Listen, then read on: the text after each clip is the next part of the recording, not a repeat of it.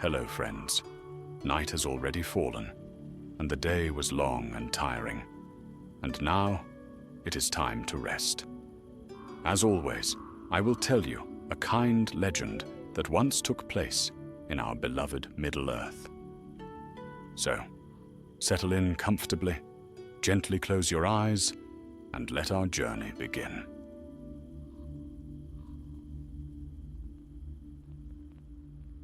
The wind had fallen still above Isengard. The ring of mountains around the valley stood sharp against the fading light, their snowy crowns aglow like pale fire beneath the last glimmer of the sun. Below, the circle of Isengard lay drowned in shadow, a pit of stone, silent and lifeless, where once the hammers of orcs had struck and wheels had turned without rest. The Ents had gone northward many months before, leaving the place hushed and watchful. Only the broken gates and the black tower of Orthanc remained untouched, its polished walls glinting faintly through the gathering dusk. The river Isen ran clear again, murmuring softly, as if to reclaim the land from the ruin of war. Yet for all the peace that seemed to lie upon the valley, the air hung thick and strange, too quiet, too heavy, as though it listened for something unseen. Into that silence rode a small company of men, bearing the white tree of Gondor upon their cloaks. Their captain was Alaric, a soldier hardened by the War of the Ring, though still young in years. His men were scouts, sent by King Elisar to ensure that Isengard was truly abandoned, that no shadow lingered in its stones. They entered through the splintered gate, wary and slow, their horses uneasy. "Strange air, Captain," muttered Hador, the oldest of the company, as he reined in his mount. "It feels thick as fog, yet there's no mist to see." Alaric nodded. He had felt it too, that stifling stillness pressing upon his ears. Even the sound of their horses' hooves on the stone floor seemed swallowed, as though the valley itself refused to echo. They made camp near the outer wall, lighting no fire, for the chill was not of weather, but of spirit. As night fell, the tower loomed above them, black as a spearhead against the stars. Alaric looked up at it often, troubled. The tower seemed whole and untouched, as if defying the ruin around it. No ivy grew on its smooth sides, no crack marred its surface. It stood apart from the world, sealed and silent. Before dawn, a voice, faint and distant, drifted upon the cold air. "Do you hear that?" whispered one of the men, his face pale. Alaric lifted his hand for silence. The others listened. There was nothing now but the sigh of wind among the broken stones. Yet for a heartbeat, Alaric had thought he heard it too. A whisper, low and soft, not carried by the wind, but woven through it. By morning, they began their search. The circle of Isengard was vast, but all lay deserted. The forges cold, the pits filled with rainwater, the scaffolds broken and black with old soot. The Ents had done their work well, yet as the men drew nearer to Orthanc, the air grew stiller. A raven lay dead near the steps of the tower, its wings outstretched, eyes open but dim. "Nothing stirs here, Captain," said Hador uneasily. "Not beast nor bird. It's as though the place itself were holding its breath." Alaric approached the doors of Orthanc. They were sealed shut, but not by any lock of man. The iron handles were fused with the stone, smooth and seamless as glass. He pressed his palm against the black surface. It was cold, colder than any stone had right to be. "We will find a way in," he said quietly. "The king commanded that we see all that remains here. Saruman's craft was deep. It may yet hide some peril." As his men began to search the ruins for another entrance, the wind rose briefly and then fell again, a hollow breath through the broken arches. It carried with it a sound that made the hairs upon their necks stand up. The faintest echo of a voice. "Leave," it whispered like a dying breath. The men froze. Alaric turned slowly toward the tower, his hand on his sword. But nothing stirred. The whisper was gone. That night they set a watch, though none could sleep easily. The sky above was clear, but the stars seemed distant, dimmed by the shadow that lingered over the valley. The air itself seemed alive, as if it pulsed faintly with an unseen rhythm. Near midnight, one of the younger men, Eanor, rose from his place and stared toward Orthanc. His eyes were wide, unblinking.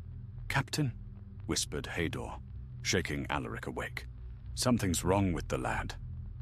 They followed his gaze and saw a faint shimmer of light in one of the tower's high windows. It flickered like a candle behind glass, though no man could reach that height. Then Eanor spoke, but not in his own voice. It was low and calm, filled with a strange resonance that made the others draw back in fear. "You should not have come," he said. "The air remembers him." And as he fell silent, the light in the window winked out. Alaric rose slowly, his face pale but steady. "He is sleepwalking, that is all," he said, though his tone betrayed no certainty. "Wake him and see that he rests." But when they touched Eanor's shoulder, he shuddered and gasped as if rising from deep water. He remembered nothing of what he had said. The next morning, they found the horses restless, their eyes rolling, their breaths misting though the air was warm. Something unseen pressed upon all of them, a weight without shape or sound. Still, Alaric would not turn back. "Whatever lies in that tower," he said, "it is our task to uncover it. If the shadow of Saruman still lingers here, then Gondor must know." And so, as the sun rose over the misty peaks, the company of Gondor prepared to break the silence of Orthanc, unaware that within its walls a remnant of the fallen wizard still waited, bound not in flesh nor spirit, but in the very breath of the air itself. Morning light crept across the hollow vale of Isengard, glinting on pools of water left from the night's chill. The men of Gondor stood in a half-circle before Orthanca's gates, their faces pale with lack of sleep. None had rested well. Each man had dreamt of wind howling through empty corridors and a whisper too faint to name. Alaric studied the tower before him. The surface was smooth and dark as obsidian, rising without seam or flaw. It seemed less built than born, as if the mountain itself had thrust it forth in some ancient age. "Bring the pry bars," he ordered. His voice echoed dully. The sound smothered before it reached the encircling cliffs. Two men stepped forward, but before they reached the doors, the air trembled. A deep hum rippled through the stones, a resonance so low they felt it in their bones. The bars clattered to the ground. Dust fell from the archway, though no wind stirred. Then, with a groan that was neither metal nor wood, the gates of Orthanc opened. They swung inward in silence, revealing a stair of black marble leading down into darkness. No man moved. Even Alaric's courage faltered as a gust of stale air rolled outward. It carried the scent of stone, long sealed, and something else beneath, faint but unmistakable, the must of decay. "Captain," Hador's hand tightened on his sword hilt. "If this is some trick, then we'll see it ended," said Alaric grimly. He drew his blade, the steel catching the pale light. Lanterns lit. "Keep together." They descended the stair, their footsteps swallowed by the gloom. The light from their torches fell upon walls, smooth and black, carved with lines, so fine they seemed etched by thought rather than hand. The deeper they went, the more the air pressed upon them, thick and unmoving. They came at last into a vast hall. It was circular, with pillars like twisted roots rising to a vaulted ceiling. At the center stood a great table of stone, ringed with strange runes.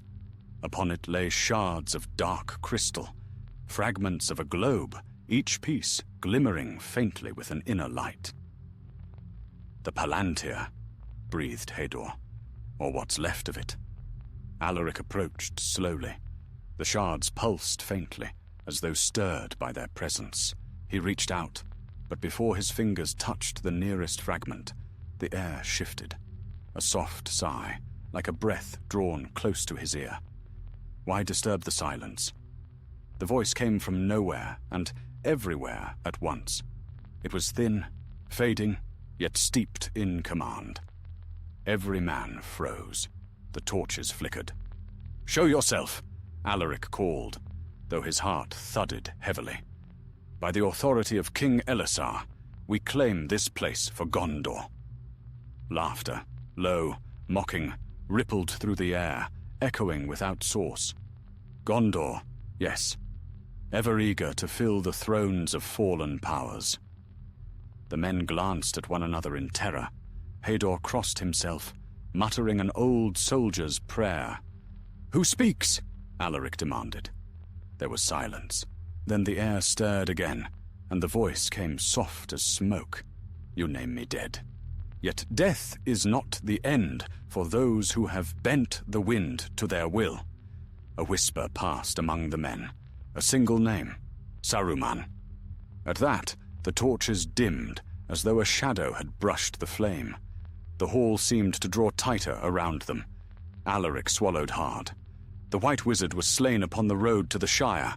His body was seen, his staff broken. "His body," murmured the voice, "was but a vessel. What is voice but air given form? What is air but the breath of the world? He who commanded the voice commanded also the wind that bore it." A sudden gust swept through the chamber, snuffing two of the torches. The men stumbled back, coughing as dust rose in choking clouds. The voice deepened, gathering strength with every word. "I am not flesh. I am not shadow. I am sound. And you have breathed me in." Erna, the young soldier who had spoken in his sleep, fell to his knees, clutching his head. "He's inside," he gasped. "Inside the air." "Silence!" cried Alaric, though fear coiled cold in his chest. He turned toward the fragments on the stone table. Each shard now glowed, their faint light pulsing in rhythm with the whispering air. "Break them!" he shouted. "Now!" The men raised their swords and brought them down upon the crystal. The moment steel struck glass, the hall erupted with a sound like thunder beneath water. Wind roared upward, bursting through the seams of the tower. Every torch blew out, plunging them into darkness. Then, silence. They stood trembling in the dark, the taste of dust and iron on their tongues. Slowly, Alaric lit his lantern again. The shards lay dull and lifeless. The heavy stillness had returned, but it felt watchful now, as though something unseen waited just beyond sight. "Captain," Hador whispered, "let us leave this cursed place." "Not yet," Alaric said, though his voice was weary. "We'll search the lower chambers, then seal the tower behind us." They found a stair descending deeper still, cut from the same black stone. The air grew colder with every step. Strange carvings lined the walls, twisting lines that seemed to move when the light shifted.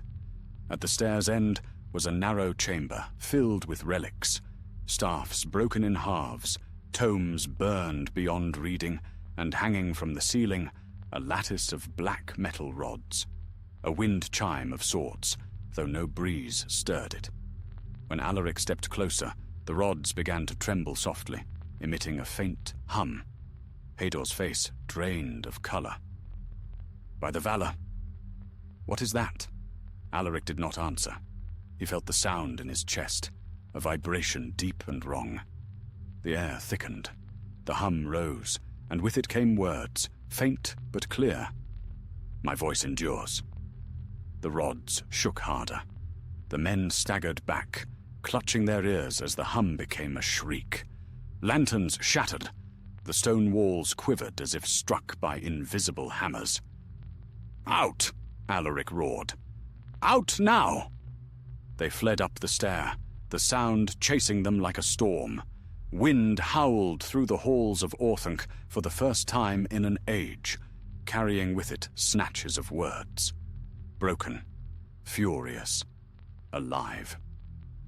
When they burst into daylight, the air outside was moving again, swirling in strange currents.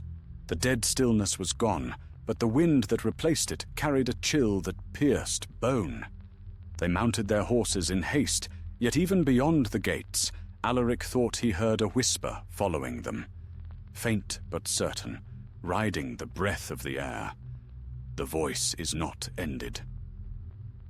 And though they left the valley far behind, the wind did not die. It followed them south, curling through the reeds and across the plains. A dead air, unseen and unforgotten.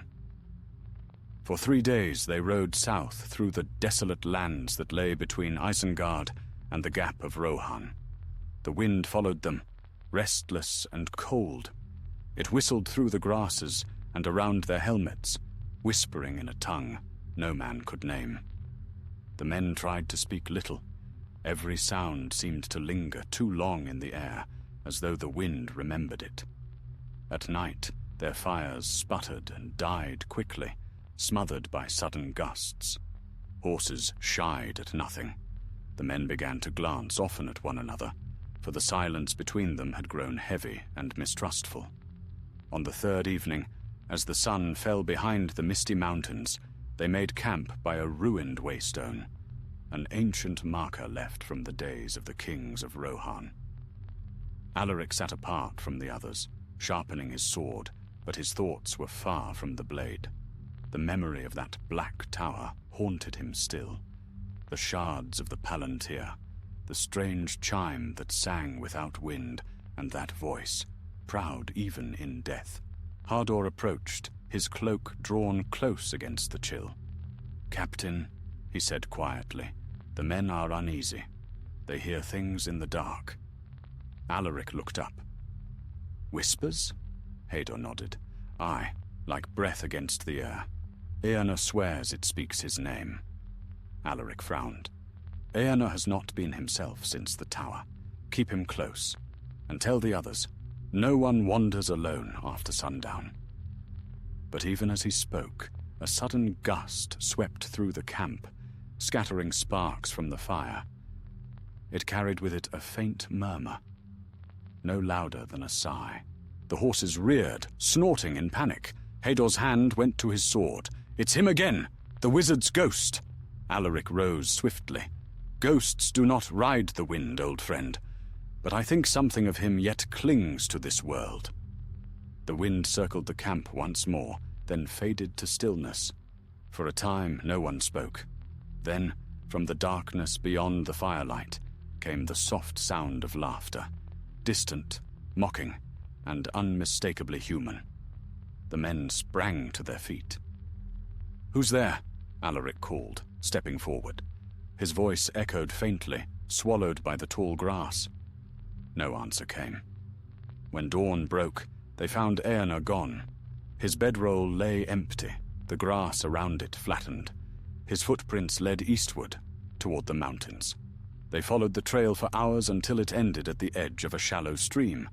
There, upon the stones, they found his sword, and beside it, a single black rod, no longer than a finger. Alaric picked it up with care. It was one of the chime's pieces, cold as ice and smooth as glass. As he held it, a faint vibration thrummed through his palm. "Captain," murmured Hador, "you should cast it away." But Alaric did not. He stared at the dark metal, listening. For a moment, he thought he heard a breath, a whisper just beneath hearing. "Return," it said. That night he dreamed of Orthanc. The tower stood tall beneath a stormy sky, its black spire piercing the clouds. Wind shrieked through its halls, and in the highest chamber he saw a figure, robed in white once, now grey as ash. Saruman's eyes glowed with a cold light. "Do you think the Vala cast me into nothing?" the voice asked. "Fool, the air is mine. The breath of every living thing carries me. Even now, I speak through you." Alaric awoke with a cry, sweat cold on his brow. In his hand, clenched tight, was the black rod. He hurled it into the fire. The flames hissed, turning blue. The air filled with a faint scream, thin and piercing, before the rod melted to slag. The wind outside roared once, then fell still. For a brief moment, all seemed calm again. But the men were not soothed. Eanor was gone, and the plains felt emptier for it. They rode on the next day without speaking, keeping their eyes fixed on the road ahead. As they neared the fords of Isen, they came upon a small village of herdsmen. Smoke rose from the chimneys, and the children played before the doors. Yet when the Gondorians approached, the folk stared with wary eyes. "Travelers from the south," Alaric called. "We seek shelter and news of the land." An old man stepped forward, leaning on a staff. "You bring a strange wind with you," he said. 3 nights passed, a storm rose from the north, fierce and sudden. It tore down trees and left the air bitter cold. Since then, the herds will not graze, and the dogs will not sleep. The wind carries a voice. Alaric exchanged a grim look with Hador. "A voice?" The old man nodded. "Aye, it speaks to the weak-minded, promises them power. One of our own went mad, shouting of a white lord who commands the air. We found him at dawn, lifeless, but smiling. The men stayed only long enough to rest their horses. When they left, the villagers crossed themselves and turned away, muttering prayers. As they rode, the wind began again, low and steady, like a distant chant. It seemed to carry words, faint and broken, but none could mistake their meaning. Orthanc waits. By nightfall they reached the Isen's banks. The water ran swift and silver beneath the moon. Alaric stood upon the river's edge, staring northward. "We broke the tower's silence," he said quietly. "And in doing so, we loosed something that should have remained bound." Hador bowed his head. "What would you have us do, Captain? Ride back into that cursed place?" Alaric's gaze was fixed upon the dark horizon. If Saruman's spirit rides the wind, then no wall can keep him.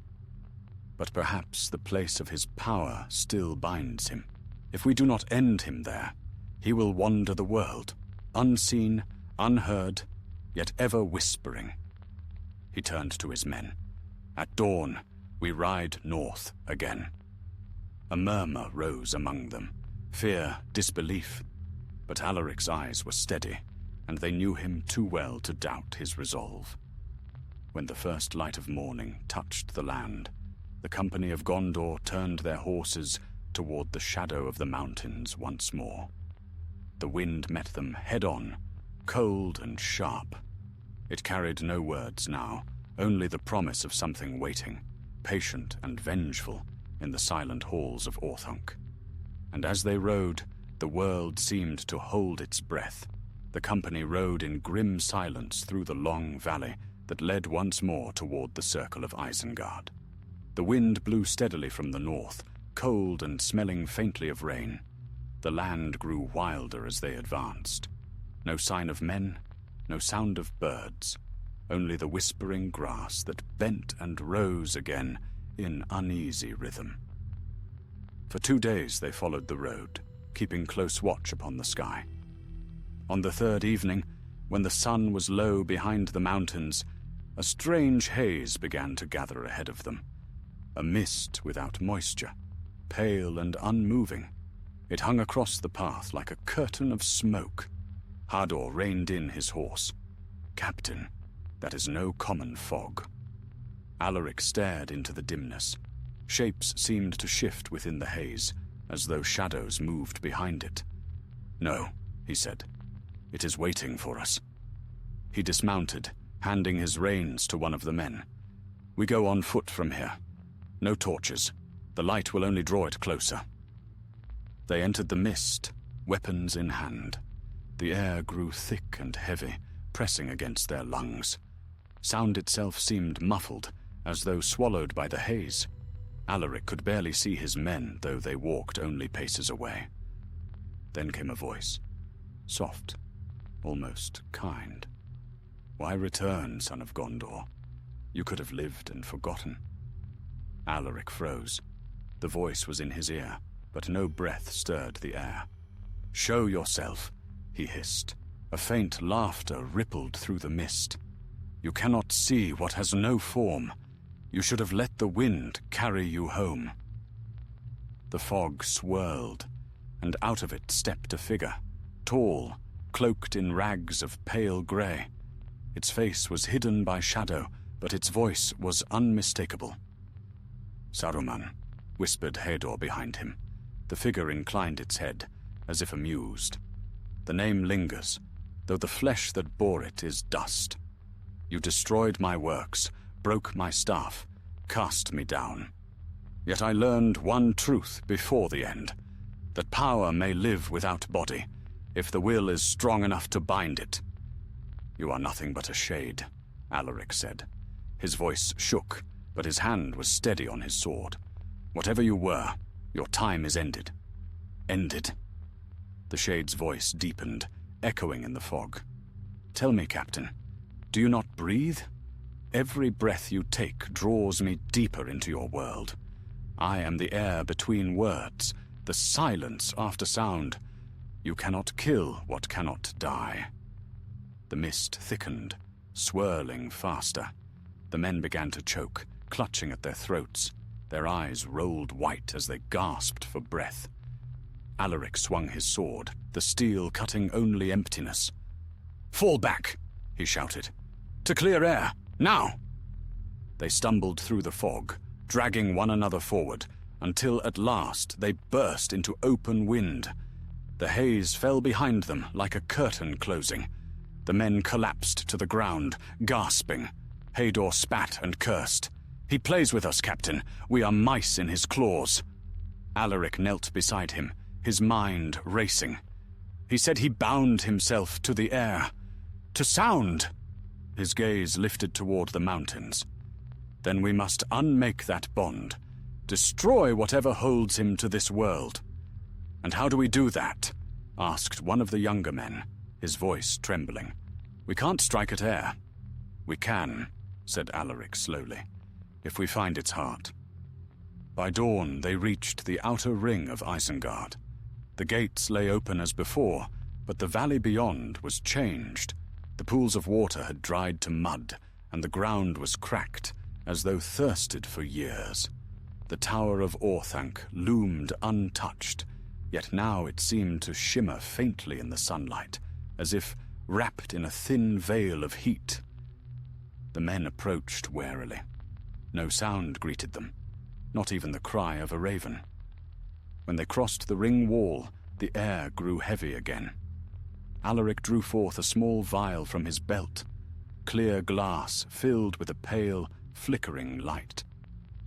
"A gift from the king," he said. "A light from the vaults of Minas Tirith, drawn from the crystals of Nimloth's sap. It may serve against the darkness."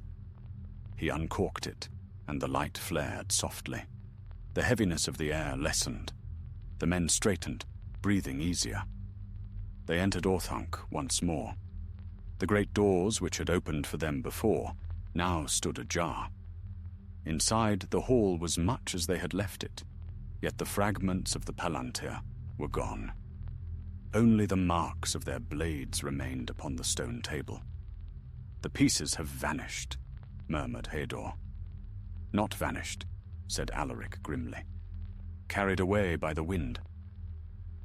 They descended the stair to the lower chambers. The air was colder there, and in the darkness they heard a faint sound, a trembling hum, low and steady, like a heartbeat in the stone. It came from the chamber where they had found the chime.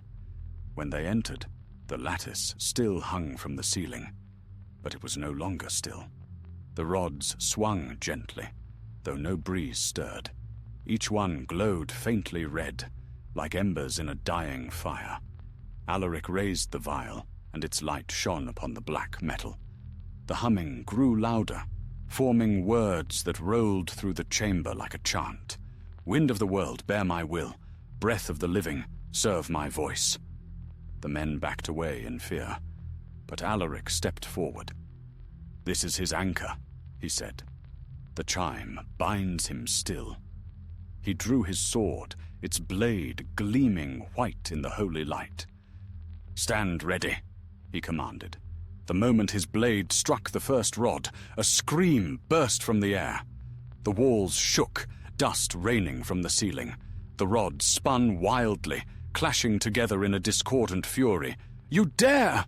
thundered Saruman's voice, now vast and terrible. "You dare silence me?" The sound became a storm.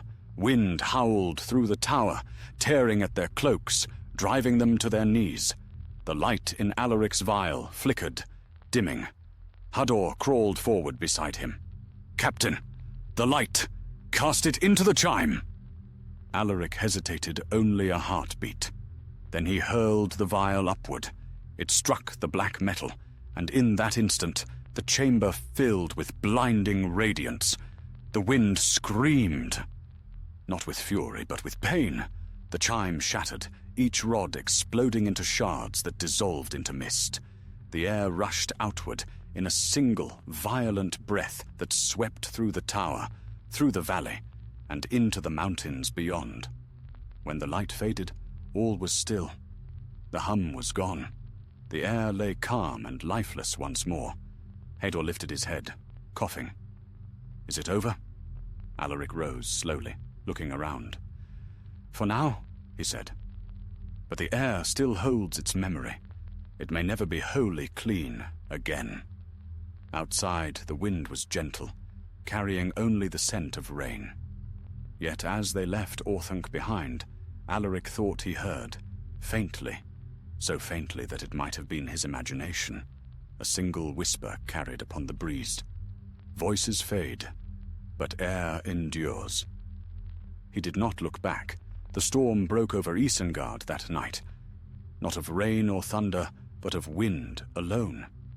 It came roaring down from the north, shaking the stones of Orthanc and bending the trees of Fangorn at its edge. The men of Gondor took shelter beneath the arch of the outer wall, their cloaks whipping around them, their faces grey with fear and weariness. The air was alive, and though the voice of Saruman had been silenced in the chime, the wind itself seemed restless, as if unwilling to forget him. Alaric stood apart, watching the tower. The storm light flashed faintly across its black surface, and for an instant he thought he saw the faint outline of a face. Proud, terrible, and fleeting as smoke. He closed his eyes. When he opened them again, there was nothing but the rainless tempest. By dawn, the storm had passed. The valley lay washed clean, every pool and stone glistening. Yet a strange quiet lingered, heavier than before. Even the Ison ran slower, as though wary of disturbing the silence that had returned. The men packed their gear in solemn silence. Hador came to Alaric's side as he tightened his saddle. "Captain," he said softly, "we've done what we came to do. The chime is destroyed, the voice dispersed. Let's go home." Alaric looked northward, toward the fading shadows of the misty mountains. "Aye," he murmured. "Home." They left the ring of Isengard behind, crossing the fields where the Ents had once marched. The sun rose golden, bright and fair, and for a time it seemed that the shadow of the White Wizard had truly lifted. But as the day wore on, a faint unease grew among the men. The air was still, too still, and each breath they drew seemed to linger unnaturally long in their chests. When night fell, they made camp upon a low hill overlooking the plains of Rohan. The stars shone clear, yet no wind stirred the grass. The silence pressed close again, and Alaric could not sleep. He rose and walked apart from the camp, his sword in hand, and gazed northward. The horizon was dark, but faintly, just faintly, he thought he saw movement among the clouds. A slow spiral, turning against the night sky. Then he heard it. Not a whisper this time, but a low murmur, steady and distant, like a chant carried upon the world's breath. He strained to listen. Words formed and dissolved in the air, repeating again and again, "The air remembers. The air remembers." Alaric's hand tightened upon his sword. He turned, and nearly cried out. Hador stood behind him, eyes wide and unseeing. His mouth moved, but the words that came forth were not his own. "The chime is broken," the voice said, "yet the pattern remains. Did you think you could silence the wind itself?" Alaric stepped back, horror flooding through him. "Saruman, what have you done?" The old soldier's face twisted in a grim smile. "The air is my vessel now. Every man who breathes carries a spark of me. You cannot destroy the wind without destroying the world." "Release him!" Alaric cried, raising his blade. "You have no hold here." Hador staggered, clutching his head. "He's in me, Captain," he gasped. "I can hear him, in my blood, in my breath." "Fight it!" Alaric shouted, seizing his friend by the shoulders. "He's nothing but air and memory." But Hador's eyes rolled back. A violent gust tore through the camp, scattering embers from the dying fire. The men awoke with shouts as the wind screamed, rising to a terrible pitch. Hador fell to his knees. "He's everywhere!" he cried. "He's—" The wind cut him off. It burst from his mouth in a single, shattering roar that flung the men to the ground. When it passed, Hador lay still. Alaric crawled to him, heart hammering. The old man's eyes were open, glassy, his face calm, but his chest no longer rose. The wind was gone. The night lay deathly still once more. A weight settled upon Alaric's heart that no words could lift. He closed Hador's eyes with trembling hands. "May the West receive you, my friend," he whispered. The men buried him at dawn beneath a cairn of stones. No prayer seemed fitting.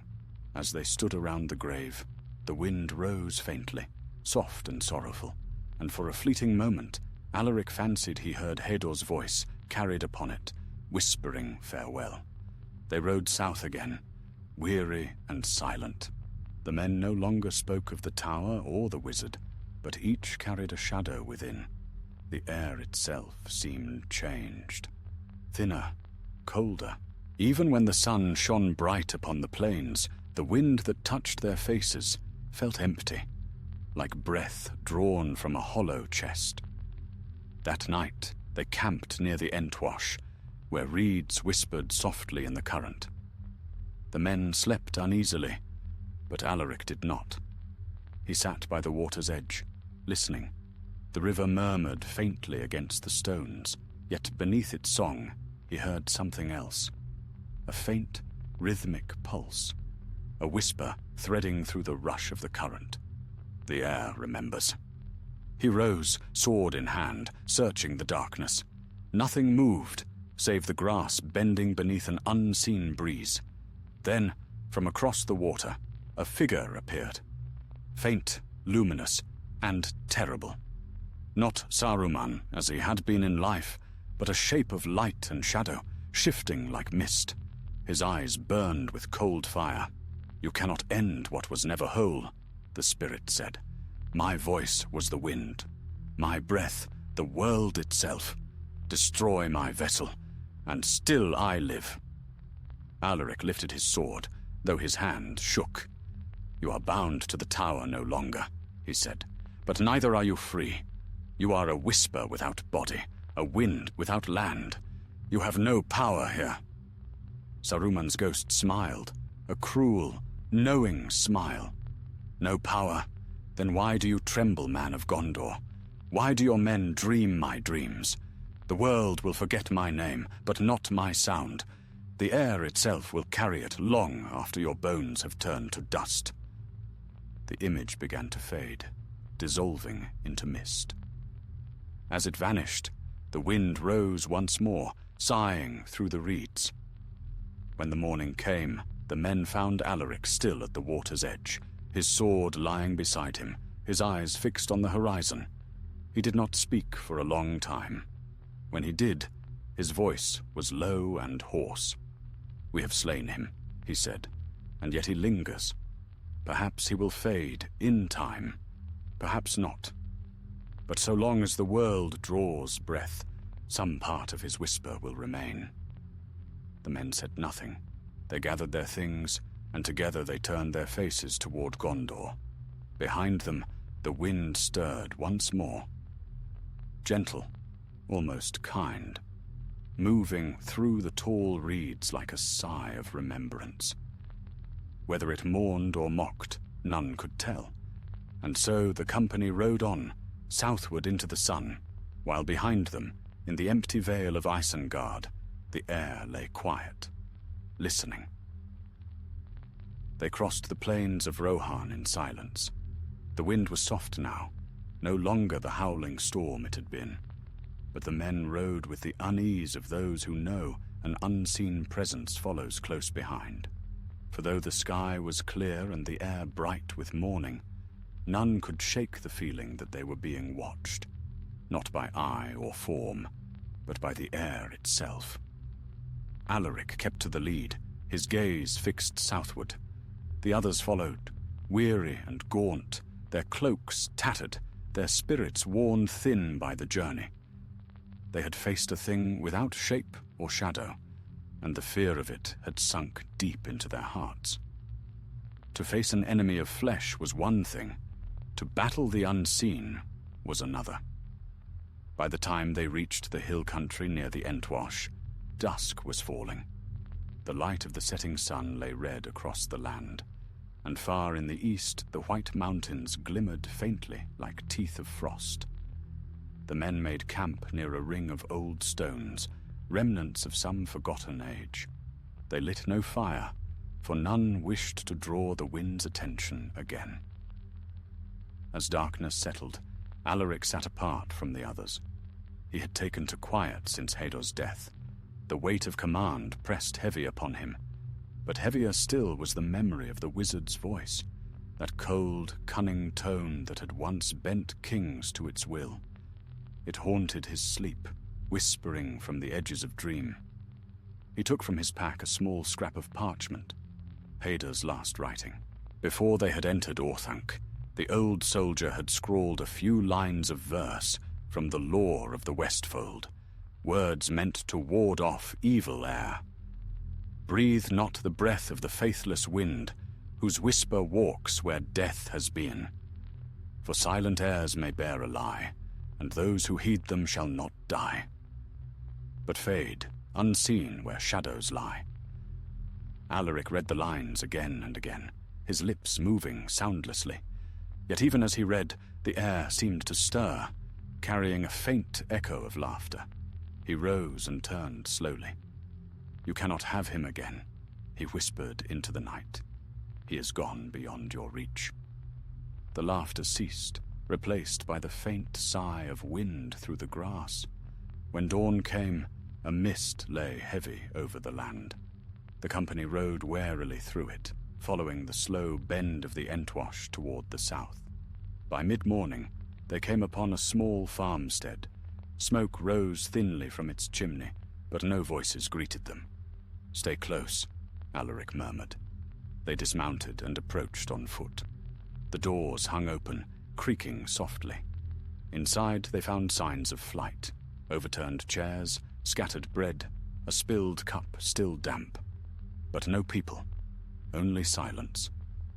Then Eanor, the youngest of them, his mind still scarred by the tower, whispered, "Listen." They did.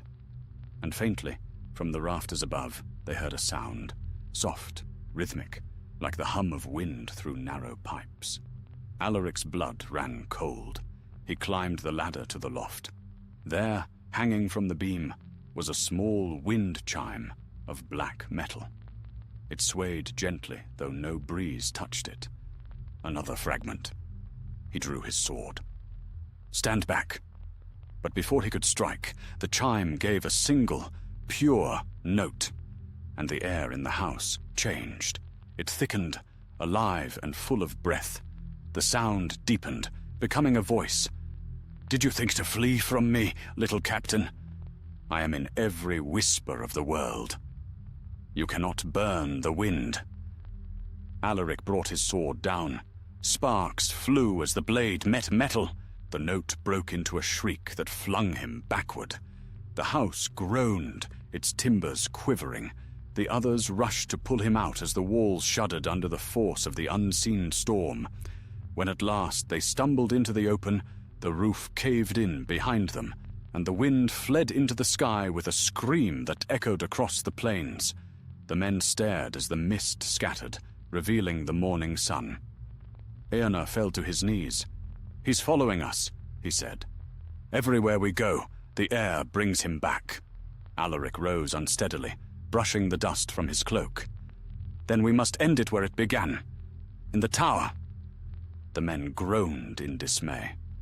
"Captain, we can't return there," cried one. "We barely escaped alive." "I know," said Alaric, "but it is the only way. He lingers because something within Orthanc binds him still. Until that bond is broken, his voice will ride the world." They rested a short while before setting out again. Their journey took them eastward now, toward the river crossings that led into the wilder lands below the mountains. The days passed in grim silence. More than once they found strange signs, leaves that trembled without wind, birds lying dead with open eyes, and pools where the surface rippled though nothing touched it. Each night, the same whisper haunted their dreams. The air remembers. At last they reached the edge of Fangorn. There, beneath the dark eaves of the forest, they made camp for the final time before turning north again. The ancient trees stood silent, their vast branches motionless. The men dared not light a fire. Éomer kept watch that night, though his eyes were hollow with fear. Near midnight, he heard it again. The hum, faint and sweet, threading through the stillness. It came from the forest. He rose, sword in hand, and stepped beneath the trees. A pale glow flickered between the trunks. He followed it, his heart hammering. In a clearing stood another chime, larger than the one before. And beside it, a figure of mist. The form turned toward him, and he saw the face of Saruman. Terrible in its calm, his white hair streaming like smoke. "Do not fear, little one," the voice said gently. "I am no longer your foe. The world has forgotten me, but I can yet teach you. Would you hear my song?" Éomer's sword fell from his hand. The voice filled his mind, soft and persuasive.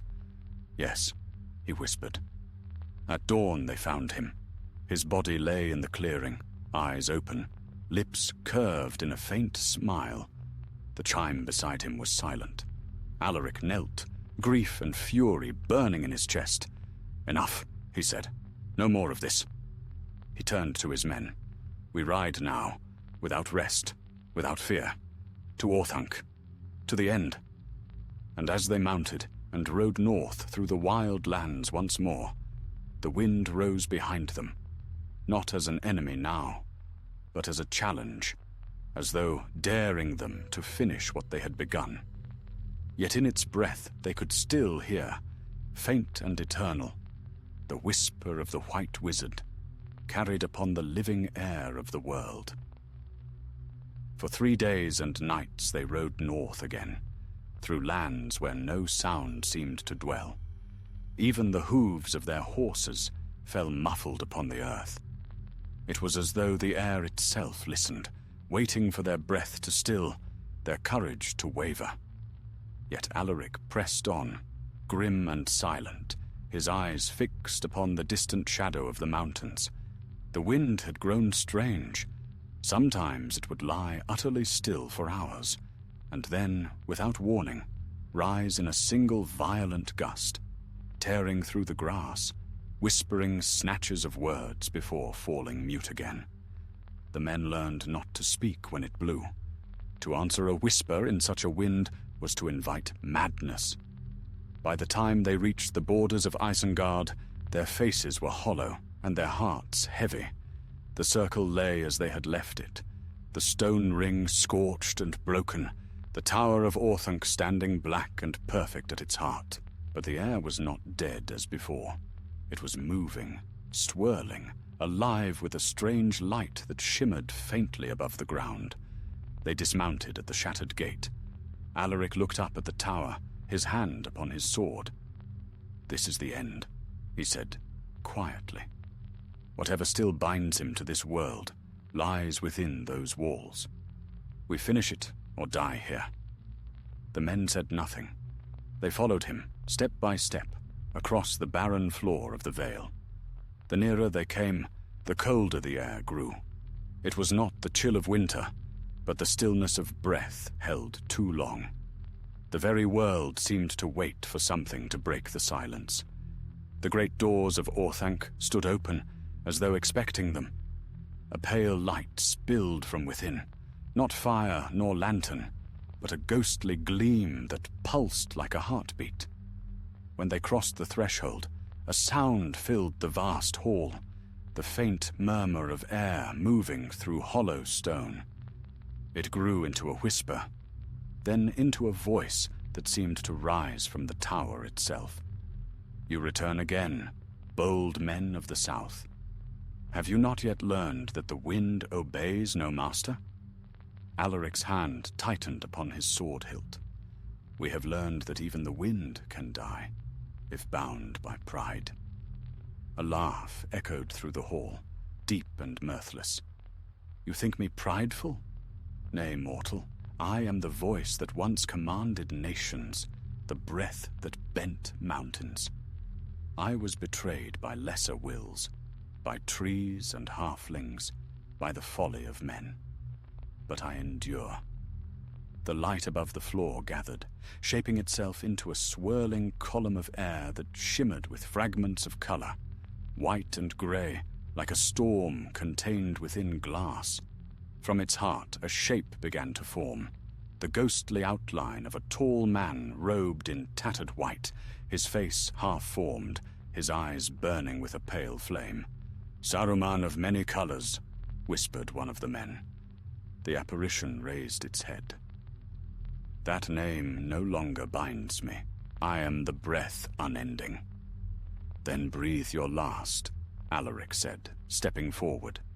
He drew from his belt a small pouch wrapped in silver thread. Within was a fragment of the sacred crystal light gifted by the king, the same light that had shattered the chime. He held it high, and its glow spread through the chamber, driving back the darkness. The spirit recoiled, the swirling air twisting in fury. "You cannot cage the air!" it roared. The wind burst outward, hurling the men against the walls. Stones cracked, dust falling from the heights above. But Alaric stood firm, the light blazing in his hand.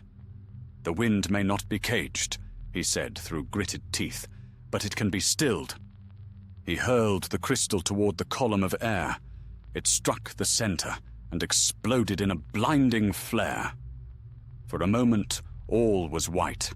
The sound of the wind became a scream, vast and terrible, like the breaking of the world.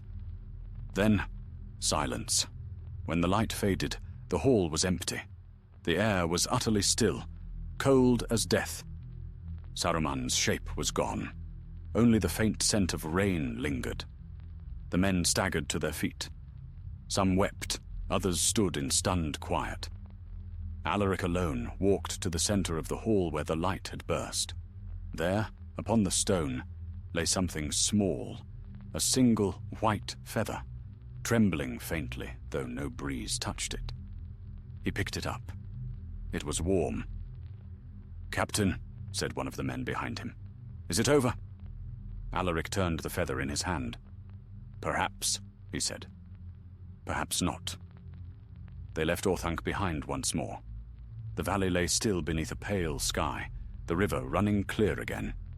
Yet, as they crossed the ring wall, a faint gust brushed their faces. Soft, fleeting, almost kind. That night they camped upon the plain outside the vale. The stars shone bright above, and for the first time in many days, the wind was gentle. Alaric sat alone by the dying embers of the fire, the feather turning slowly in his hand. He thought of Hador, of Eonor, of the others lost to this shadow. He thought, too, of Saruman, not as the spectre they had faced, but as he had been once, wise, proud, and fallen through his own cunning. A voice, his own or another's, whispered in his mind, "Even the greatest fall to the wind they cannot command." The fire cracked softly. The men slept. The night stretched long and peaceful, the air calm at last. But when dawn broke, Alaric woke to find the feather gone. Where it had lain, the grass was bent, as if pressed by an unseen hand, and in the quiet air, just as the sun rose above the hills, he heard it again. Faint, no louder than a sigh, but unmistakable. The air remembers. He stood, sword at his side, and looked north one last time. The wind stirred the edge of his cloak, carrying with it a cool breath from the vale of Isengard. Then it passed, and the world was still. The men rode south that morning, and though none spoke of it, each felt it, the strange, clean weight of the wind upon their backs. Whether it was farewell or warning, no man could say. Yet deep in the stones of Orthanc, far beneath where light could reach, a single whisper lingered, a breath caught between worlds, waiting for the air to stir once more. The long road south carried them toward the lands of Rohan, and with each mile the air seemed lighter. The company of Gondor rode in silence, yet the shadow that had clung to their hearts began to ease. The sun shone fair, the fields lay green, and the sky above was clean of storm. The wind moved gently through the grass, and for the first time in many days it felt like a living thing again. Not a watcher, not a whisperer, but a friend. Still, Alaric couldn't rest. Though the tower of Orthanc had been silenced and Saruman's voice cast into nothingness, he felt no triumph. Something in him knew that the work was not yet done, that the air of the world carried memories deeper than mere sound. They came at last to the fords of Isen, where the river split the plains in two. The water ran swift and cold, glinting beneath the sunlight. Here they halted, for their horses were weary, and the men longed for food and sleep. They made a small fire beside the riverbank, and as the others rested, Alaric sat watching the current. The steady rush of water was a balm to his ears. Haida's words returned to him. The old soldier's voice from memory, low and gruff. "Not all evil is loud, Captain. Some whisper sweetly until you forget it's there." Alaric sighed and cast a stone into the river. The ripples spread wide, then vanished. At dusk, a group of riders approached from the south. Rohirrim by their look, tall and proud with spears gleaming. Their leader dismounted, saluting Alaric. "Captain of Gondor," said the man, "we saw your banner from afar. Word came to adore us of strange lights and winds in the north. Tell me, what has stirred again in Isengard?" Alaric bowed slightly. "Only the memory of an old evil, my lord. The shadow of Saruman still lingered in the air. But it is broken now." The Rohirrim exchanged uneasy glances. "The old powers die hard in these lands," their leader said. "Even the wind that sweeps from the north feels strange of late. The herds shy from it, and the trees bend though no storm passes." "Then the world still remembers," murmured Alaric. May it never speak again. That night they shared camp. The men of Rohan brought mead and laughter, and for a time the weariness lifted. Songs were sung of victory, of the fall of Mordor, of the returning king. Yet even amid the cheer, Alaric felt apart, as if listening for something beyond the reach of voice and song. When the others slept, he walked alone to the river's edge. The moon was high, silvering the water. A faint mist had begun to rise, curling along the current. He knelt and touched the surface, feeling the cold rush between his fingers. The air around him stilled. Then, soft as breath, came a whisper. "Captain." Alaric froze. The voice was not Saruman's this time, not proud or cruel, but sorrowful. It was Hador. "Captain, the wind remembers." He looked about, but the banks were empty, the camp far behind him. "Hador," he whispered, "is it truly you?" The mist thickened. Within it, shapes began to stir, faint outlines, like men seen through smoke. He saw faces, the fallen of Orthanc, the men who had died by the wizard's hand, and among them, his friend's worn, kind face. "You silenced him," the voice said, echoing softly. "But his breath lingers still, not as malice, but as warning. The air bears witness, Captain. It will not forget." Alaric bowed his head. "Then what would you have me do?" "Remember," said the wind, "that power and pride are as air, unseen, yet everywhere.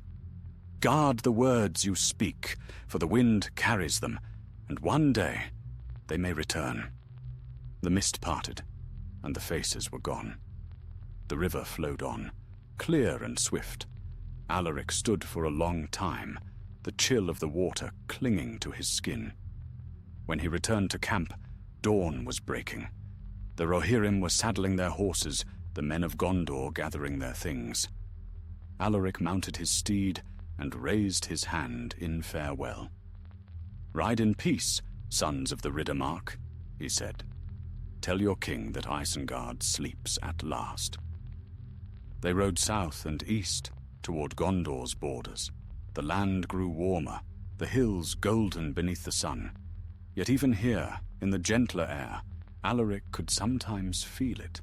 A faint stirring, a hush before the breeze, as though the wind itself paused to listen. Weeks later, they came at last to Minas Tirith. The white city rose bright against the mountain's flank, its towers gleaming like ivory. The gates opened to welcome them, and the people cheered their return. But Alaric didn't stay for celebration. He went straight to the citadel to deliver his report to the king. Elisar listened in silence as Alaric spoke. Of the chime, of the lingering voice, of the final storm that had torn through Orthanc. When the tale was done, the king rose and walked to the window. The wind blew softly through the high chamber, carrying the scent of summer. "You have done a great service," said the king at last. "The shadow of Saruman is ended. Yet I hear in your voice that you are not at peace." Alaric bowed his head. "He is gone, my lord. Yet I feel his memory still. It lies in the air itself, like dust that never settles." Elisar turned to him, his eyes calm and wise. "Then let it be so. The world remembers both good and evil, Captain. We cannot cleanse the air of its past, only breathe it anew." Alaric met his gaze and nodded. "Then I shall remember." The king smiled faintly. "Go now. Rest. You have walked with shadows long enough." That evening, Alaric stood upon the walls of Minas Tirith. The wind that came down from the mountains was cool and clear. It carried no whisper, no chill, only the voices of the city below, the laughter of children, the cries of merchants, the simple breath of life. For the first time, he smiled. The wind had returned to its rightful place, not a master, but a servant, free to move as it willed. Yet even as he turned to leave, it brushed his cheek with a faint sigh, gentle as memory. He looked back once, toward the north, where the mountains met the sky. The air shimmered faintly in the distance, as if some echo still lingered. The air remembers. The words came not as a warning now, but as truth. The way the earth remembers rain, or stone remembers fire. And in that knowledge, Alaric found peace. He turned from the wall, the wind playing softly in his hair, and descended into the bright streets below, leaving behind him the last whisper of the dead air, now only a breath among many in the living world. Seasons turned across the lands of the west. The snows of the White Mountains melted.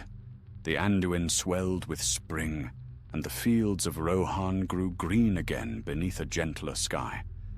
In those days, peace had returned to most corners of Middle-earth, and yet, not all hearts found rest. Alaric, son of Arvendil, served once more among the captains of Gondor. He fought no war now. He rode the borders, saw to the safety of villages, and carried the king's word along the great roads. To his men he was steady and just, yet a quiet shadow clung to him. Those who served long under his command said that at times, when the wind shifted, he would fall silent and look northward, as if listening for something that only he could hear. One evening, as the sun set behind Mindolluin, Alaric walked alone upon the walls of Minas Tirith. The city lay peaceful below him, its white stones glowing with gold and rose. Yet above, in the cooling air, he caught the faintest trace of a sound, a sigh, almost lost to the rustle of the banners. He stilled. The breath of it brushed against his ear like a word unspoken. The air remembers. He whispered it to himself, the words that had haunted him since the north. They no longer chilled him, yet they didn't leave him. He had thought at times that the wind followed him not in malice, but in memory, a keeper of oaths unfulfilled. In the weeks that followed, reports came to the citadel of strange weather in the north. The Ents spoke of sudden storms over the ruins of Isengard, winds that blew against the pattern of the world. Shepherds near the Gap of Rohan claimed to hear voices carried upon the gusts. Not the voice of the wizard himself, but murmurs, broken and without meaning, as though the air were trying to remember how to speak. The king called Alaric before his throne. "You know that place better than any living man," said Elisar. "I would have you go once more and learn what stirs. If it is only the wind, let it blow, but if some will yet lingers there, we must know it." Alaric bowed. "I will go, my lord." He set out the next day with a small company, 6 men and no more. They rode north through the green lands of Rohan, where spring had woken the flowers, and the horses ran strong and free. Yet as they neared the gap, the wind grew colder again. Clouds gathered upon the shoulders of the misty mountains, and the sun dimmed behind a pale haze. By the 5th day, they reached the fords of Isen. The river ran swollen with meltwater, and the air hung heavy and strange. No birds sang. The men crossed in silence, their horses shying from the wind that rose without warning and died again just as swiftly. When they came within sight of Isengard, Alaric halted. The circle lay silent beneath the grey sky, yet something had changed. The tower of Orthanc still stood black and perfect at its heart, but the land around it, once broken and dead, was greening again. Grass pushed through the cracks of stone. Small flowers nodded in the wind. It was as though the world itself sought to heal the wound left by Saruman's pride. But the air was not right. It moved in slow, circling currents, as though the valley breathed. The men felt it in their chests, that strange heaviness, that sense of listening. "We should not have come back," murmured one. "Perhaps not," said Alaric, "but peace cannot be built upon fear." They entered the circle through the shattered gate, The stones were cool and damp beneath their feet. The wind grew stronger as they approached the tower, humming faintly, like a voice at the edge of hearing. "Do you hear it?" said one of the men. Alaric nodded. "It remembers." The doors of Orthanc stood closed, but no lock or bar bound them.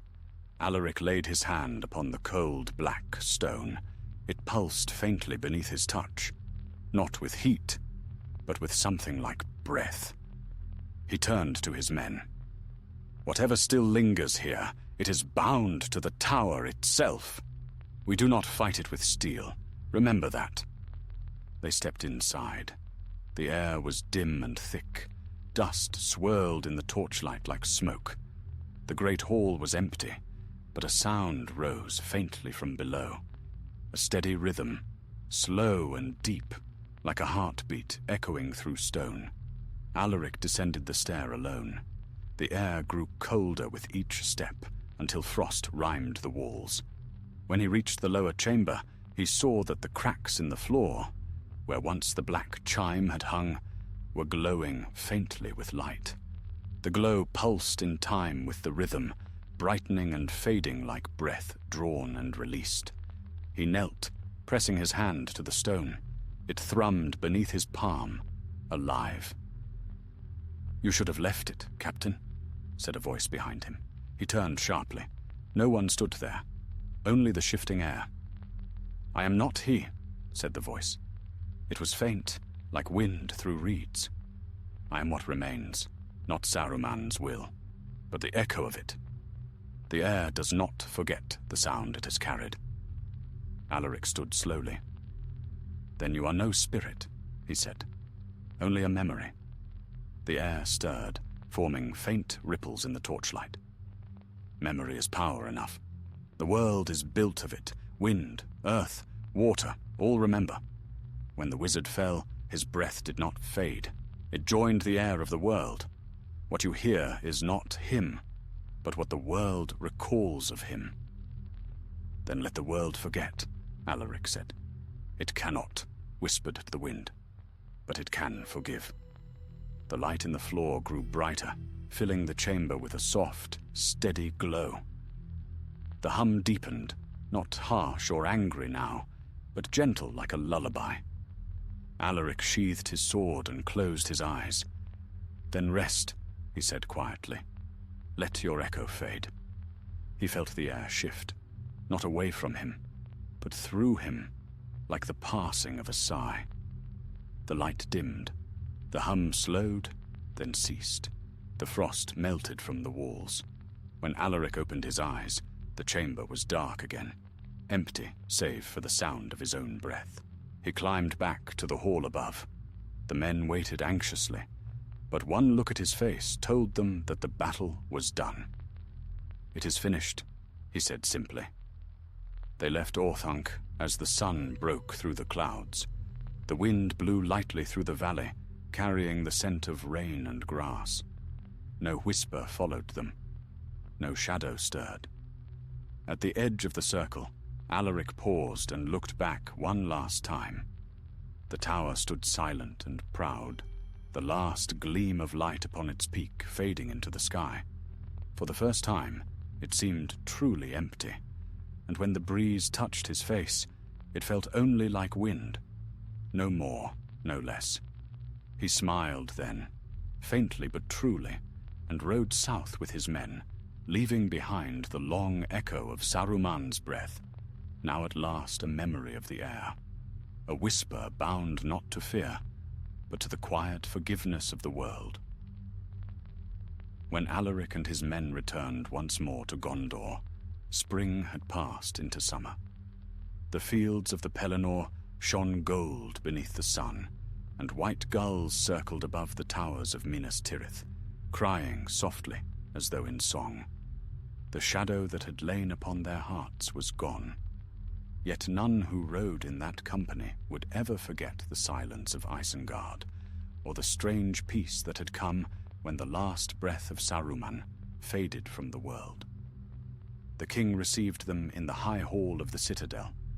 Elisar listened in stillness as Alaric spoke of the echo that had remained in Orthanc, a remnant not of malice, but of memory, bound to the air itself.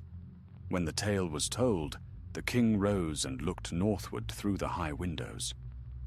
"So the tower still stands," he said, "and with it the memory of pride and ruin. Yet if even that place can breathe again, perhaps there is hope for all the wounds of the world." "There is peace there now, my lord," Alaric said quietly. "The air is clean. The voice is gone." "Good," said Elisar. "Then let it be left to the ages. The Ents will keep watch. No man shall dwell there again." He placed a hand upon Alaric's shoulder. "You have walked long with shadows, Captain.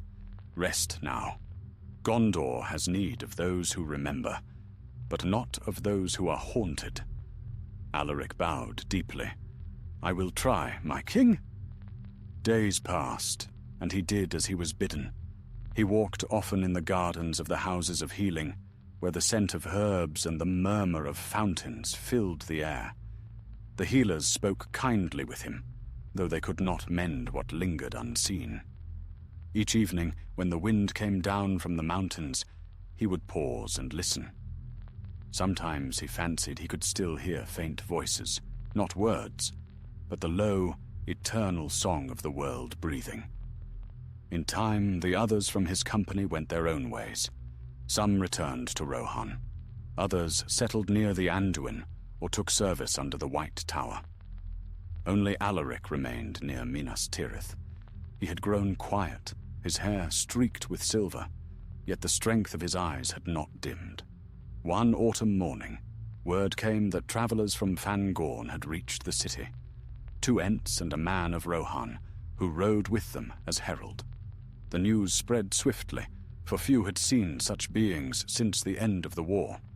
They were brought before the king, and Alaric was summoned to attend.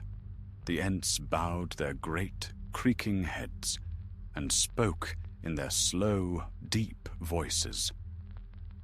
"We come with tidings from the north," said one, whose bark was dark as ironwood. "The Tower of Orthanc stands still, but of late the winds have changed there. They are calm, and in them we hear not the echo of anger, but a song of mourning." "A song?" asked Elisar. "Aye," said the Ent, his eyes gleaming like deep wells, as if the very stones were sighing for what was lost. Not for the wizard, perhaps, but for the age that is gone. The air above Isengard has grown green again. New trees rise where fire once burned. At this, Alaric's heart stirred. He bowed to the Ents. Then the land forgives what the hand of pride destroyed. The Ent smiled in his slow way. "Aye, Captain, the land remembers as the air does. But remember this, even forgiveness has roots. The deeper they run, the longer they take to grow." When the Ents departed, Alaric stood long upon the steps of the citadel, watching their tall shapes stride away into the distance. The wind lifted faintly from the west, carrying with it a hint of rain and pine, the smell of faraway forests. That night he dreamed again of Orthanc. The tower stood beneath a clear sky, its walls gleaming silver in the moonlight. But it was no longer a place of dread. Vines climbed its sides, and small birds nested in its cracks. A soft wind played through the open gates, whispering not of power, but of peace. From the base of the tower came a faint light, and within it he saw a figure, tall, cloaked in grey, its face calm and without pride. The figure raised its hand, not in command, but in farewell, and then faded like mist. When Alaric woke, dawn was breaking over the mountains. The wind from the north was cool and sweet. He knew then that whatever remnant of Saruman had lingered in the air had at last found its end. The voice that once sought to master the world had become part of its quiet breathing, no longer lord of the wind, but one with it. He rose, feeling lighter than he had in many years. Weeks later, Alaric journeyed east to Ithilien. where the forests were blooming anew under the care of the elves. There he took up his dwelling among the green hills, serving the realm by guarding the roads and tending the wild lands. The air there was pure and full of life. Every leaf seemed to hum faintly with the song of renewal. Sometimes, when the wind blew from the west, he would stand upon a high ridge and listen. The sound was never the same twice. Sometimes the rush of leaves, sometimes the whisper of far-off rain, sometimes only the breath of the world itself. Yet in all of it, he felt the echo of what had passed, a lesson carved not in stone, but in the unseen motion of the air. He did not fear it now, for he knew that even the memory of evil could be turned toward wisdom if the heart was willing. Years went by. Alaric grew old. The world changed around him. New kings ruled in distant lands. New towers rose. New songs were sung. But the wind didn't change. It moved through the ages, as it always had, bearing the scent of rain and earth, of birth and ending. And when at last Alaric's time came, he asked to be laid to rest upon that high ridge where he had often stood to listen. There, beneath the open sky, with no stone to mark his passing, his body was buried. Grass soon grew over the mound, and wildflowers nodded in the breeze. Travelers who came that way in later years said that the wind upon that hill was unlike any other. It carried a faint murmur, not words, but a feeling of peace, as though the air itself remembered a man who had once listened to its voice and learned its truth. And far away, in the greened ruins of Isengard, the wind still moved softly through young trees. It bore no echo of command, no trace of wrath or pride, only the memory of what had been and the promise of what might yet be. For the world had breathed again, and the breath of the world, clean, ancient, and unbroken, was the true end of all things that once sought to master it. Thus ended the tale of Saruman, the dead heir, and the memory of it passed into the wind. Many years had passed since the silence of Orthanc was broken and remade. The world had changed its face. Kingdoms mended their wounds, forests spread again over lands long barren, and the shadow that had darkened Middle-earth was remembered only in song. Yet in hidden corners, where wind sighed through the hollows of stone or along the deep glens of forgotten hills, the past could still be heard, faint and echoing. In those days, travelers who crossed the plains of Isen spoke of strange stillnesses. The valley of Isengard was green once more, ringed by young trees planted by the Ents and nourished by the clear waters of the Isen. Birds nested in the branches, foxes crept through the grass, and the air was sweet. But sometimes, when the wind shifted at dusk, all living things would fall quiet, and for a single heartbeat, the world would seem to listen. Then the breeze would return, whispering through the leaves, and all would be well again. Legends grew around that hush. Some said it was the breath of the world itself, pausing to remember the folly of those who had sought to master it. Others claimed it was the last sigh of Saruman, a remnant bound forever to the wind he had tried to command. Few believed such tales, but the old kept them close, for they knew the world forgets nothing, not the footsteps of the proud, nor the songs of the humble. Far to the south, in Ithilien, Alaric, son of Arvendil, lived out his later years. He had married, raised children, and served long in peace. His hair had turned white as snow, and his hands bore the scars of old service, yet his eyes were still keen. Those who came to him for counsel found a man both stern and kind, whose words carried the calm weight of one who had listened deeply to the silence between all things. In his house by the forest's edge, he kept a small chest of memories. a map of Isengard drawn by his own hand, a broken piece of Gondorian steel from the battles of old, and one white feather, pale as morning mist, soft as breath.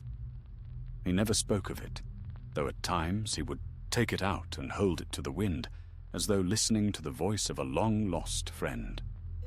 When he grew old and could no longer ride far, Alaric took to walking among the woods of Ithilien.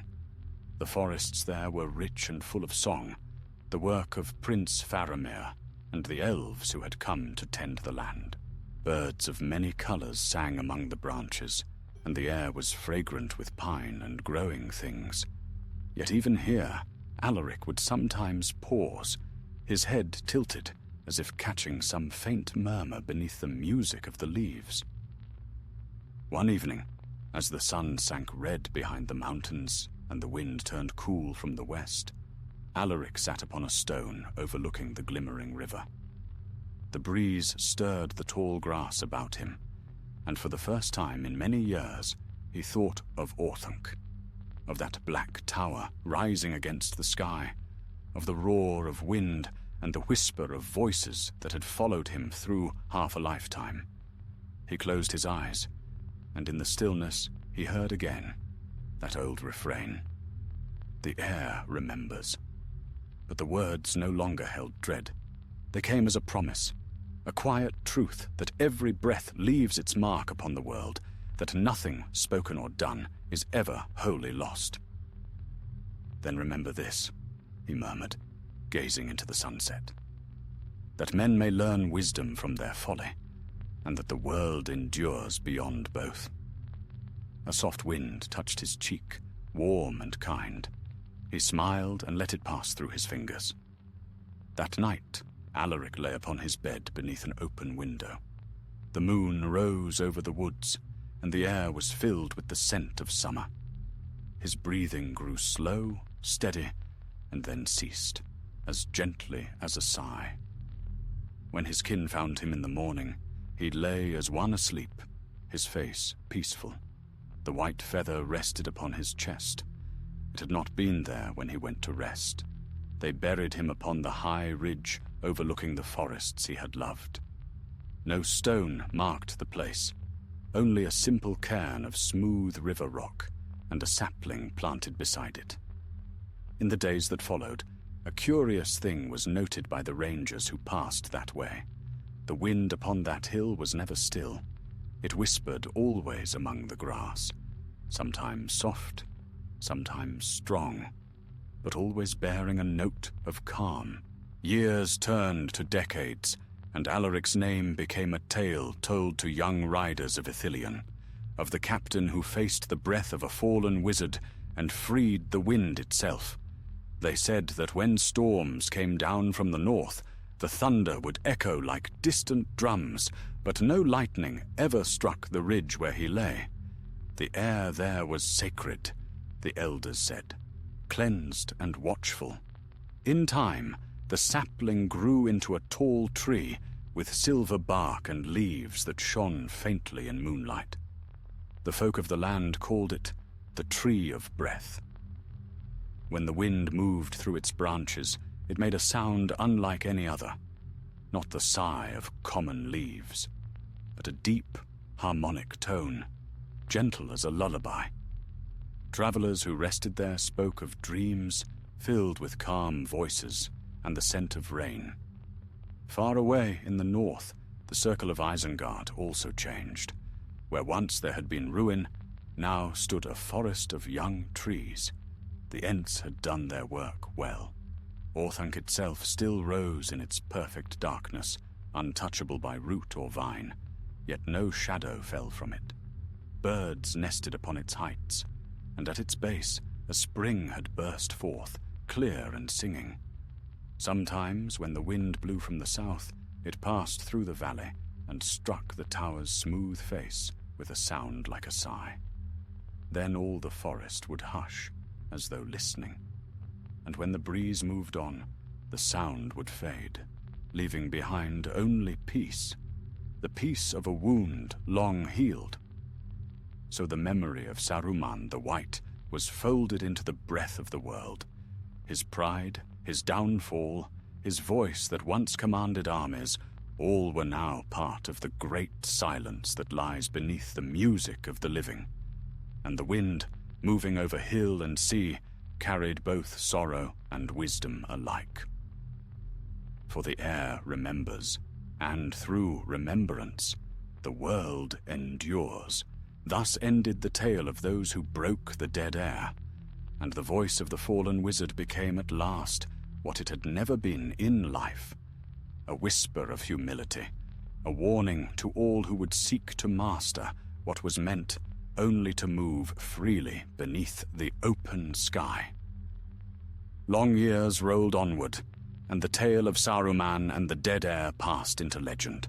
The Tower of Orthanc, still standing proud and untouched, became a relic of another age, an age of pride and downfall, when wizards had walked the lands of men. It was left to silence and to time. The forest grew thick around it, and the waters of the Isen ran clear and cold. No hand of man dared to dwell in that place, for all knew it was hallowed by both shadow and cleansing light. But the world did not forget. It never does. The mountains remembered the echo of the winds that once raged through their passes. The trees remembered the voice that had commanded them, and the very air of Middle-earth carried still a whisper of that ancient pride, turned now to sorrow. It was not evil, only memory, quiet as dust on an old book. In Ithilien, where green things flourished under the care of the king and his stewards, the name of Alaric was spoken with honor. His children grew and took up his service. They became wardens of the woods, keepers of the old ways, guardians of peace. His eldest, a woman named Lareth, bore his spirit most of all, keen of mind, steady of heart, and watchful as the falcons that wheeled above the white cliffs of the Anduin. She loved the wild lands, as her father had, and often she would ride north to the borders of Rohan, patrolling the wild plains where the grasses bent like waves beneath the wind. There, in the silence between gusts, she sometimes thought she heard faint murmurs carried from afar. They were not voices of men, nor songs of birds, but something older, something that breathed beneath the world's noise, as steady as a heartbeat. One such day came late in the autumn of her 31st year. The sky was bright but cold, the wind restless. She had camped near the fords of Isen, and woken to find the land hushed. Even the river seemed to move more slowly, its surface glass-like, reflecting the pale sky. The air felt heavy, though no storm brewed. She rose, wrapped her cloak about her shoulders, and looked north. Far away, beyond the distant rise of the hills, she saw a glimmer, the black tip of Orthanc, still gleaming faintly against the morning sun. A thought stirred in her heart then, and though she knew not why, she felt drawn toward it. Her companions protested. "The place is cursed," said one. "Let sleeping stones lie." But Lareth only smiled. "My father walked there once and came back so peace. If the air remembers him, perhaps it will remember me also." So she went alone, following the river's curve until the land narrowed into the wide valley that led to Isengard. The road was long and broken, overgrown with grass and thorn, yet she found her way easily, for the path seemed to guide her, as though some unseen hand smoothed the way. By noon she reached the circle. Where once had been ruin, there was now wild beauty. Trees taller than houses rose in quiet ranks, their roots deep in the black soil. Flowers bloomed where ash had fallen. Birds called from the branches, and a stream ran clear through the heart of the ring. At its center stood Orthanc, tall and unchanged. The sun struck its surface, and it shone like polished obsidian. No shadow clung to it now. The wind brushed gently through the young forest, carrying the scent of water and stone. Lareth dismounted and stood before the tower's gate. The air here was unlike any other place she had known. It was still, yet alive, as though the very breath of the world gathered here in endless rhythm. She felt neither fear nor awe, but a deep and solemn calm. She stepped closer. "I am Lareth, daughter of Alaric," she said softly, though to whom she spoke she could not say. "He who once came here to silence the dead air." The wind stirred faintly, curling about her like a caress. For a moment she thought she heard a sound, soft and distant, like the echo of a sigh. Then the air shimmered before her eyes, and for an instant she saw a vision, not clear, but shadowed and fleeting. A tall man stood upon the steps of Orthanc, robed in white, his head bowed. The years of pride and wrath were gone from his face. What remained was weariness and a faint, wistful sorrow. "I sought to master the air," the vision whispered. "But it is not to be mastered. It is to be heard." The image faded like mist, leaving only the tower and the whisper of wind in the leaves. Lareth fell to one knee, bowing her head. "Then I will hear it," she said. She remained there for a long while, listening, not to words, but to the soft harmony of all things, the rustle of branches, the murmur of the stream, the sigh of wind through the cracks of stone. And in that music she felt her father's spirit, and beneath it the faintest trace of something older, a remnant of the voice that had once shaken kingdoms, now folded into the world's breath like a single note in an endless song. When at last she rose, she felt light and unburdened. The air seemed clearer, the day brighter. She touched the surface of Orthanc once, and though it was cold as glass, it felt alive beneath her palm, as though it breathed faintly in answer. As she turned to leave, a gust rose suddenly from the north, swirling around her in a circle. It lifted her hair and cloak, whispering through the trees. For an instant, she thought she heard words, not harsh, not proud, but soft as falling leaves. The air remembers. Teach it well. Then the wind passed, and all was still. Lareth returned south to Ithilien, and told no one of what she had seen. But from that day forth, she carried a strange calm, and her voice, when she spoke, seemed to carry further than any other's, clear and strong, as though the air itself bore her words with care. And so the legacy of the dead air did not end in silence. It passed instead into wisdom, into the breath of those who lived, and the songs of those who listened. The air still remembered Saruman's folly, Alaric's courage, and Lareth's hearing. But it remembered, too, the gentler truth that even pride, when forgiven, can find peace. When the wind moves now through the trees of Isengard, or along the high ridges of Ithilien, some say it carries their voices still. Not as ghosts, but as echoes of the world's long memory.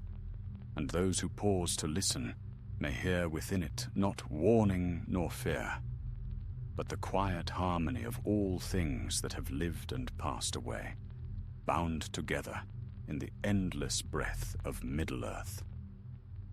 Winter had come again to the Westfold, laying white upon the hills and turning the plains of Rohan to silver. The wind, ever restless in those wide lands, sang through the frozen grasses and carried with it scents of snow and far-away pine. Yet to those who listened, there was in its song a strange gentleness, a quiet remembrance, as though it bore not only the chill of the mountains, but the warmth of ages gone. In the long hall of Meduseld, where the golden roof shone faintly, even beneath grey skies, tales were told beside the hearth. Riders of the Mark spoke of the days when the White Wizard had ruled in Isengard, and of how his pride had broken the land. They spoke, too, of the company from Gondor, who had ridden north after the war, and of their captain, Alaric, who had silenced the last voice of the fallen Maya.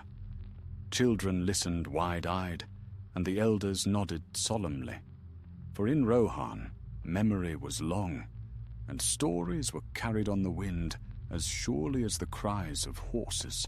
It was on one such night, when the fire burned low and the snow whispered against the doors, that a stranger came to the hall.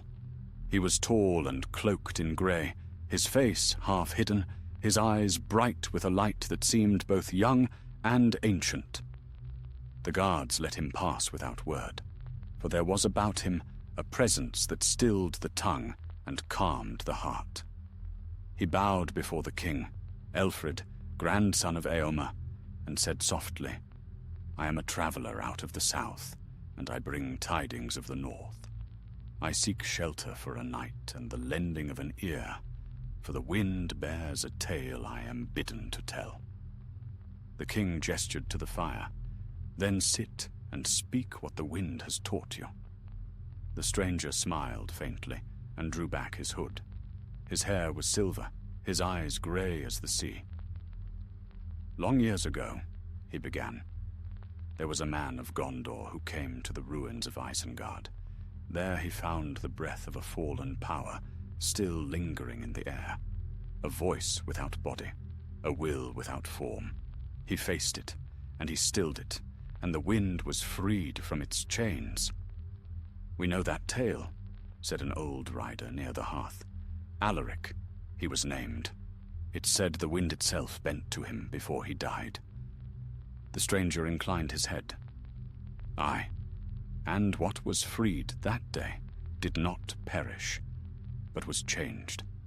The air that once carried pride came to bear remembrance instead. The world does not forget, neither the folly of the great nor the courage of the small.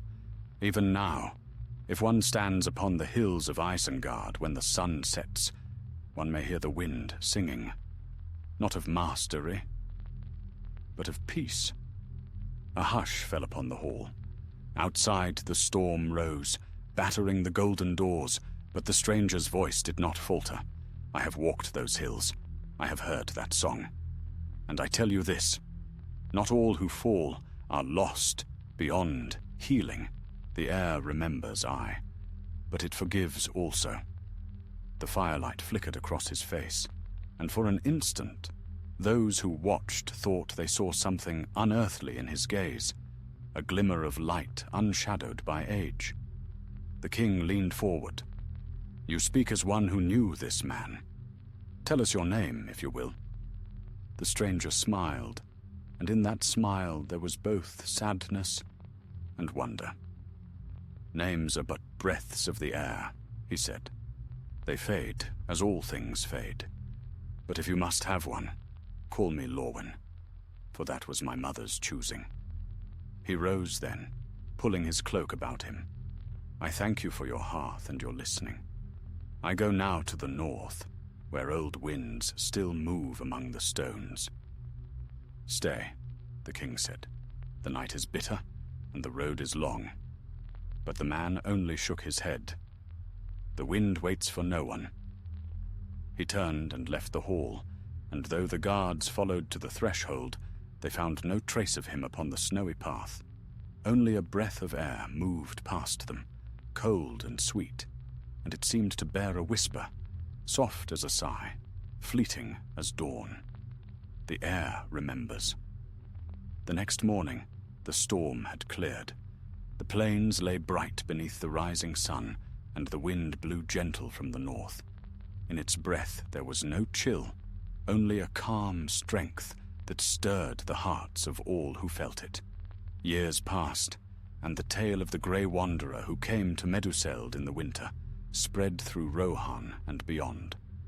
Some said he was one of the Dunedain, others that he was no mortal man at all, but a spirit of the wind, walking still to guard what had once been broken. None could say for certain. In Gondor, Larith, Alaric's daughter, heard the tale and journeyed to Rohan herself, seeking what truth there might be in it. She rode to the fords of Isen, and from there followed the river north until she came once more to the circle of Isengard.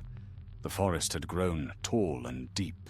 The trees of Fangorn had seeded the land richly, and their branches met high above, forming a green roof that whispered in the wind. At the heart of that forest still stood Orthanc, black and gleaming, untouched by time. Yet it no longer seemed a thing of dread. Sunlight played upon its surface, and vines hung from its ledges, blooming with white flowers. Lareth dismounted and walked among the trees. The air was full of sound, the murmur of leaves, the laughter of running water, and above all, the steady song of the wind. It wound through the forest like a living thing, soft and full of memory. She came to the base of the tower and laid her hand upon its stone. It was cold, yet not lifeless. The surface thrummed faintly beneath her palm, as though echoing a heartbeat too vast to name. And then she heard it. A voice, no louder than the breath of a leaf. "Daughter of Alaric," it said, "you have come as was foretold. Fear not the memory of power. It is the root of wisdom." She bowed her head. "What are you now?" The voice answered softly. "I am nothing but air. Yet in the air is all that was and all that shall be. I have learned, at last, to listen." The sound faded, and only the wind remained, gentle and unbroken. Lareth smiled, her heart light within her. She turned and walked away, the breeze following her steps. Behind her, Orthanc stood silent and at peace, its shadow no longer dark upon the land. Thus it was that the tale of the dead heir found its final note, not in wrath nor in ruin, but in the soft harmony of wind and memory. The world breathed, as it had always done, and the breath of the world carried both the sorrow of what had been and the quiet promise of what was yet to come. And though the days of wizards had long ended, their echoes lived on in the sigh of the breeze and the murmur of the forests. For the air remembers, and through its endless song, Middle-earth keeps the memory of all things, both the fallen and the redeemed. The age of men deepened, years turned like leaves upon the wind, and Middle-earth changed its face again. Cities rose where wilderness had slept, and the songs of kings were sung in every hall. Yet in quiet places, far from stone and crown, the old world still lingered. The air itself carried it, the scent of forgotten years, the sigh of voices that no longer spoke, the breath of ages. In the northern lands, where the tower of Orthanc yet stood untouched, the forest had grown vast. Great oaks and birches rose tall about the circle of Isengard, and the river wound bright and clean through the green hollow. The black stone of the tower gleamed between the trees, proud still, yet humbled by time. No hand of man had entered its door since Lareth's passing, and none would. It was left to the wind, to the rain, and to the whisper of leaves that clothed the valley in peace. Among those who dwelt near the borders of Fangorn, there were tales told to the children. Tales of a wizard who sought to master the world, of the voice that could command the hearts of men, and of the wind that carried that voice long after the flesh had fallen to dust. They told, too, of a captain of Gondor who stilled that deadly air, and of his daughter who heard its final sigh. But these were stories now, half believed, fading with every generation. The world had grown busy with its own labors. Still, sometimes, when the year turned and the wind came down from the north, the shepherds on the plain would pause in their work, for the air would fall suddenly quiet, and for a breath the world would seem to listen. Then the breeze would return, soft and warm, bearing no fear, only the memory of an old sorrow made gentle by time. Far away, in the southern lands of Ithilien, a young ranger walked alone beneath the silver trees.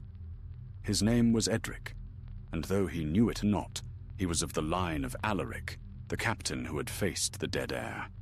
He had never seen the Northlands. He had never beheld Orthanc or the plains of Rohan, yet something in his blood carried the echo of those old winds. That evening, as twilight deepened and the first stars kindled above the river, he rested upon a high ridge.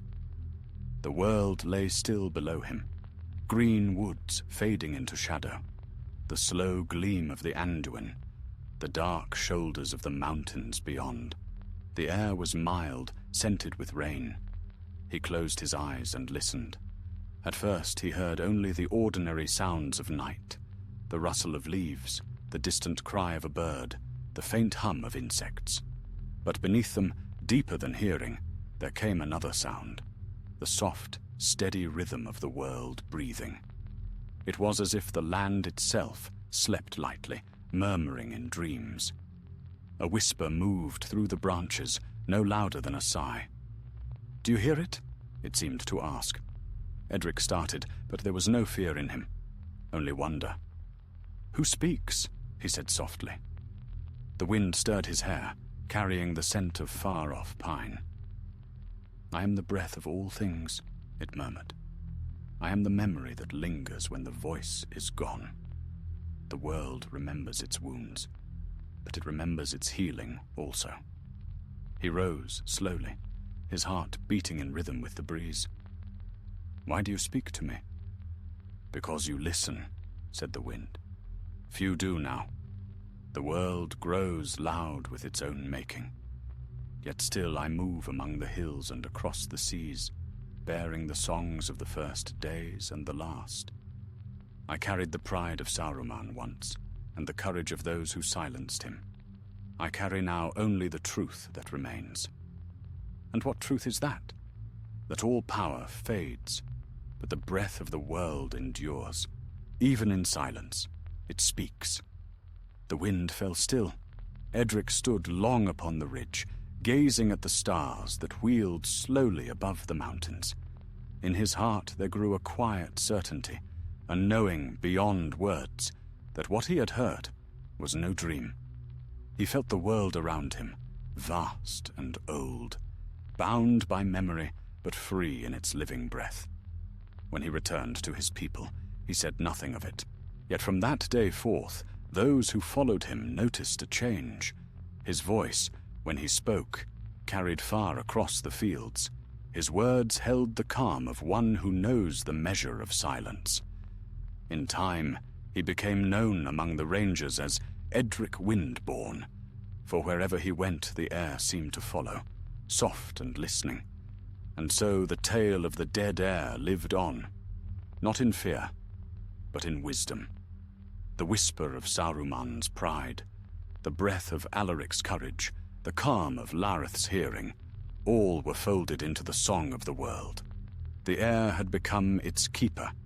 In later ages, when the world had moved beyond the memory of wizards and the kingdoms of men had changed beyond recognition, there still remained certain places where the wind spoke more clearly than elsewhere. High upon the ridge in Ithilien, where Alaric had once stood, travelers would stop and listen, for the breeze there seemed alive with hidden voices. And in the green bowl of Isengard, where Orthanc still pierced the sky, the wind would circle the tower in endless rhythm, neither mournful nor proud, but patient, eternal. On quiet nights, when the moon was high and the forests slept, the air would move gently through the young trees, stirring their leaves in soft cadence. Some said it was only the night breeze from the mountains.